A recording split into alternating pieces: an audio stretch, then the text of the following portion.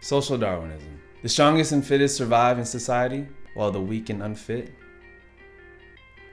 die. So Herbert Spencer was the father of all this. He had the mind of an elitist. He said the rich and the powerful were better adapted to living in this world that we live in now, and that it was nature that brought them to their high class. Nature. Naturally. It's like okay.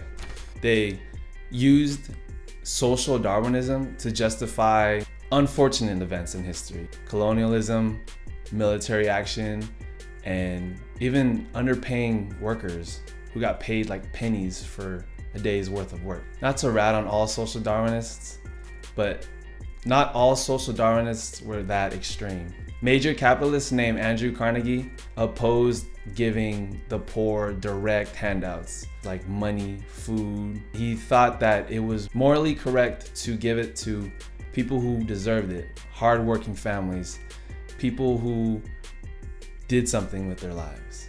The problem with social Darwinism is that it makes the assumption that whatever occurs naturally is also morally correct. So in other words, if you just spilled your delicious hot caramel macchiato all over yourself, then you were supposed to spill your delicious hot caramel macchiato all over yourself. Does that make sense to you? Because it doesn't make sense to me. So just because someone was born unwealthy doesn't mean they were supposed to be unwealthy. Do you know who Karl Marx is? Karl Marx is a social scientist and philosopher. He moved to Paris in 1843. He became a communist. He says the capital industrialist society is the reason why we have two social classes, the working class and the capitalists. And now, since there are only two classes, the workers have no choice but to work under these capitalists. That's the only way of getting an income.